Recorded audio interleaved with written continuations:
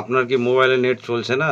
4G 5G net মারার পরও net চলছে না, কারণ হচ্ছে আপনার মোবাইলের সমস্যা আছে, ওই কারণে নেটটা চলছে না।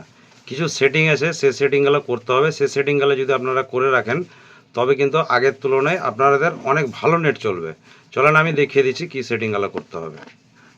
সর্বপ্রথম সেটিংয়ে ঢুকে যাবেন। সেটিংয়ে ঢুকে যাওয়ার পর একটু স্ক্রল করবেন, এখানে অ্যাপ বলে যে অপশানটা আছে এখানে ঢুকবেন। এখানে ঢোকার পর এখানে ঢুকবেন। এখানে ঢোকার পর আপনি যে কোনো অ্যাপ দিয়ে, আমি একটা দেখিয়ে দিচ্ছি, এই ক্যাপ কার্ড দিয়ে দেখাচ্ছি, এখানে ঢুকবেন। ঢোকার পর আপনার এখানে যে ডাটা ইউজ বলে যে অপশানটা আছে এখানে ঢুকবেন। ঢুকে আপনার যে ব্যাকগ্রাউন্ড ডাটা যেটা আছে এটাকে অফ করে দেবেন। এইভাবে যে অ্যাপগুলো আপনারা কম ব্যবহার করেন সেই অ্যাপগুলো ব্যাকগ্রাউন্ড ডাটা অফ করে দেবেন।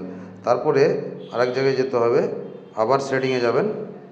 সেটিংয়ে যাওয়ার পর এখানে মোবাইল নেটওয়ার্কে ঢুকবে। ঢোকার পর এখানে প্রাইভেট ডিএনএস বলে একটা অপশান থাকবে, কিন্তু আমার এখানে দেখাচ্ছে না, ঠিক আছে? তো আপনাদের যদি না দেখায় তো আপনারা এখান থেকে সার্চ করে বের করবেন। এখানে লিখবেন প্রাইভেট ডিএনএস, লিখে এখানে সার্চ করবেন। সার্চ করার মধ্যে এই দেখেন চলে এসছে। তারপরে এখানে ঢুকবেন। ঢোকার পর এই যে এখানে যে অপশানটা আছে, উপরে যে অফ আছে, অটো আছে, আপনাদের অফ থাকতে পারে, আপনারা অটো করে দেবেন।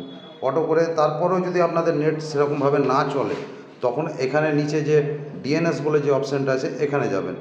এখানে এখানে লিখবেন dns.google, লিখে সেভ করে দেবেন। সেভ করে দেওয়ার পর আপনার মোবাইলটা একবার ফ্লাইট মোড করে অন করবেন। তারপরে দেখবেন আপনাদের মোবাইলটা আগে থেকে অনেকটা স্পিড বেড়ে গেছে।